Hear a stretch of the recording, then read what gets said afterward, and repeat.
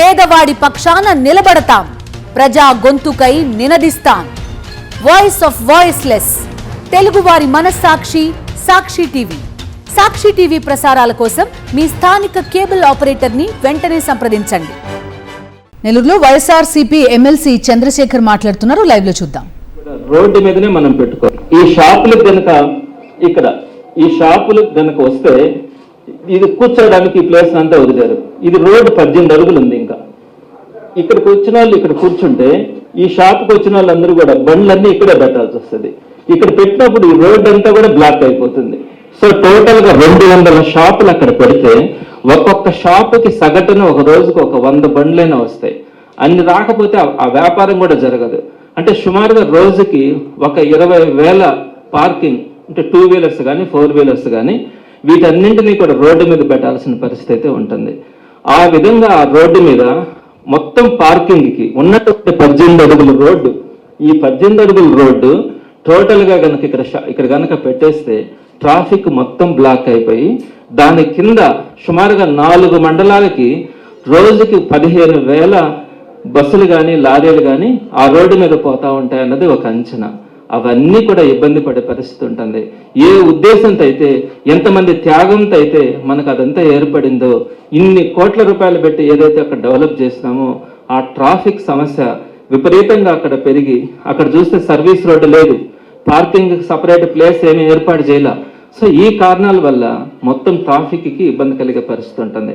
అదేవిధంగా కాలువలో అంటే టోటల్గా ఇక్కడ చూడండి, ఇక్కడ షాప్స్ పెట్టిన తర్వాత ఆ పైనంతా కూడా కూర్చొని తినడానికి పెట్టారు.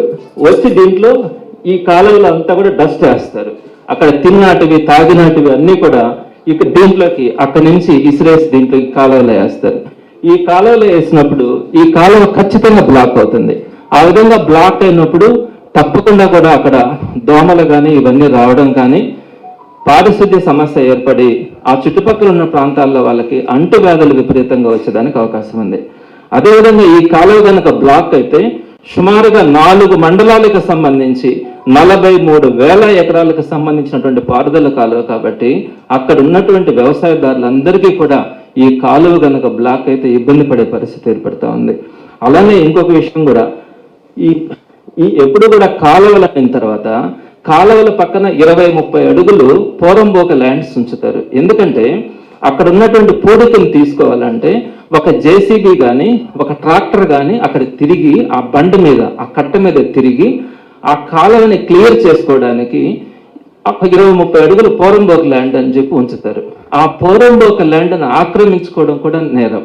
మరి ఇట్లాంటి పరిస్థితుల్లో ఈ పోరంబోక ల్యాండ్ మీద ఈ కాలువ కట్టు మీద ఈ షాపులు పెట్టిన తర్వాత ఇంకా దాంట్లో ఏ విధమైనటువంటి జేసీబీ దిగడానికి కానీ దాన్ని క్లియర్ చేయడానికి కూడా సాధ్యం కాదు. అంటే ఆ కాలువ పూడిపోతే మరామతులు చేయడానికి కూడా ఈ మొత్తం కంప్లీట్గా షాపులు పెట్టిన దానివల్ల దాని పరిస్థితి కూడా అగమ్యగోచరం అయిపోతుంది.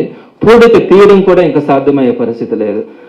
ఇకపోతే రెండో విషయంకి వచ్చేటప్పటికి, ఎప్పుడైతే కాలువ పూడిపోతుందో మీరు 2016 సంవత్సరంలో చూసుంటారు నెల్లూరులో ఏ విధంగా అయితే ఫ్లడ్స్ వచ్చినాయో పారుదల కాలువలన్నీ కూడా ఎక్కడొక్కడ ఆగిపోవడం వల్ల నీళ్లు టోటల్గా టౌన్ అంతా కూడా 10 అడుగులు 8 అడుగుల దాకా నీళ్లు వచ్చేసినాయి.